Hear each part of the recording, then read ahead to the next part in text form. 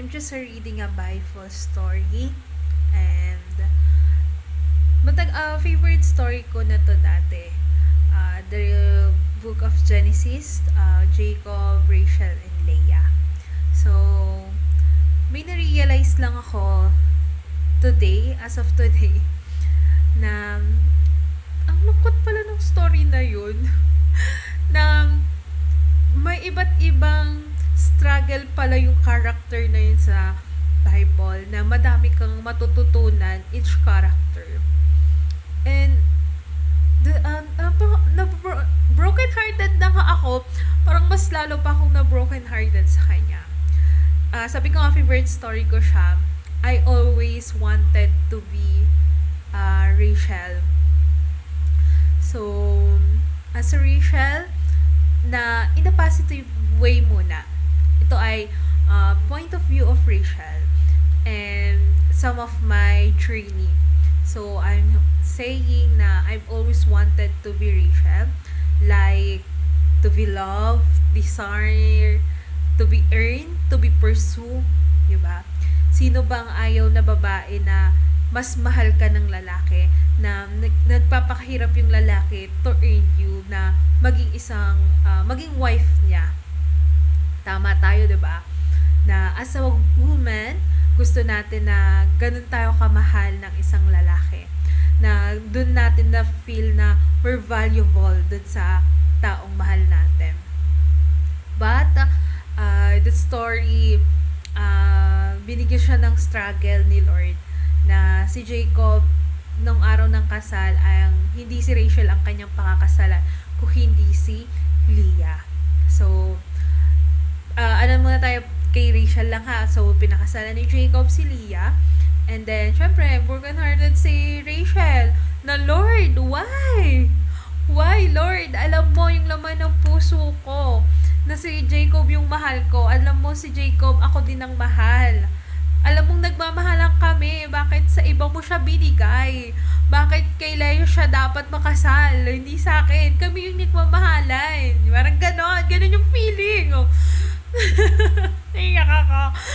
Na, at ngayon kasi andun ako sa point na yun na, Lord, you know how I love this man. You know, na mahal niya din ako, na pinagpapagura namin na maging kami sa dulo. We're praying for each other na kami yung dulo na to. Kami yung ikakasal. Pero bakit may struggle din kami, like Rachel and Jacob. And then continue ko yung story na it will sorry sabi dito, she gives tapos after that wedding, hindi, syempre si Rachel nag-intay ulit, nag-iintay siya kasi true love niya si Jacob eh. Di ba sabi nga true love wait? Pero Lord, bakit ang sakit? I mean, while earning, nakikita niya na si Leah is nagkaka-family with Jacob, nagkakaanak si Jacob and Leah, na sobrang sakit sa part ni Rachel. Kasi nga, mahal niya si Jacob and God knows na mahal din niya si Jacob. And then 14 years, kailangan another 7 years na nag-earn si Jacob. So 14 years nag-intay si Rachel kay Jacob. But despite of that, hindi lang sa pag-iintay yung struggle ni Rachel. Hindi lang dun sa paghihirap na nakikita niyo yung kapatid niya na nagkakaroon ng mga anak. Nandun yun din yung jealousy niya. Nandun yung hatred din niya na naghihintay na ako sa true love ko eh. Bakit hindi rin ako magkaanak? Di pa rin ako magkaanak. Ganon. Yun yung naging despite ng prayer niya kay Lord na, Lord, ibigay niyo na po yung anak na para sa akin. Kasi that time, parang ang pagkakaroon ng isang anak is, ang hindi pagkakaroon ng isang anak is napaka-shameless nung panahon na yon. So, siya, sa sobrang despite niya na, Lord, di mo na ka binigay sa akin yung true love ko eh. So, bigyan mo naman ako ng anak. So this generation, nabulol pa. So this generation of age of 30 na Lord, kahit anak na lang. Parang yun yung prayer ni Rachel, kahit anak na lang. Tapos sabi ni Rachel kay Jacob, bigyan mo akong anak. Kung hindi mo ako mabigyan, kung hindi ako magkakaanak, gusto ko na lang mamatay. Then always pray siya kay Lord, Lord, anak po, gusto ko na anak. Gusto kong magkaroon ng sariling akin. Kasi nga, despite of nag-jealousy siya kay Leah na nagkaroon ng 4 na anak with Jacob. So, sabi dito is, um, then, pray siya kay Lord, gusto niya anak, kaya. So, I remember that said doon na, God does not forget your prayers. He answer when the time is right.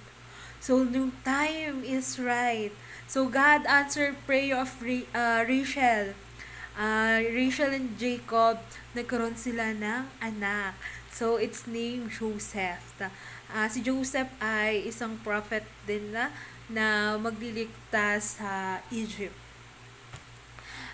The lesson in Rachel's na, as of me, for it's my own opinion. As of me, I didn't know if I'm ever a Rachel or I'm a Leah. Kasi pares ko siyang nararamdaman. But in a Rachel point of view, nandun na din ako sa point na I love this man. And God knows na mahal din ako ng taon to. Na lahat ginagawa niya to earn me. And ganun din ako. But we have struggle right now. And we're separated for the meantime. And I hope and praying na I hope in the end kami din yung magkakatuloyan. And as a point of Rachel, nandun na din ako sa point na, Lord, di mo na nga binigay yung true love ko eh. Sana ibigay mo yung child na para sa akin. And it's my prayer. And I never forget talaga na it's prayers work and the perfect timing. I know God has a purpose bakit nasa waiting season noon si Rachel. And ngayon, ganun yung nararamdaman ko na nasa waiting season din ako na to have my true love, to have my own child. Kayo, kung sino man kayo na nasa waiting season, read mo yung Book of Genesis. It's dami mo marirealize sa Bible na to, na Book of Genesis. You always wanted to be Rachel. Kasi, ideal siya eh. Pero, yung nakapaloob na struggle to being Rachel is not joke. For waiting for 14 years, waiting for having child, nakita mo yung taong mahal mo na bumubuo ng pamilya sa iba. Yung ibang yon nagkakaroon siya ng anak dun sa tao na yon. So, as Jacob, nahihirapan, alam kong nahihirapan din siya kasi pinupurso niya yung true love niya, pero may ibang pinuprovide sa kanya si Lord, hindi lang isang asawa bilang isang magiging ama dun sa 4 na magiging anak nila ni Leah. So, next video is point of view of Leah, and the last one is point of view of Jacob. Ayan lang. Sige, bye-bye! So, before I say bye-bye, I want you to read a Bibles every day to make your mind peace and Jesus love you and prayers work.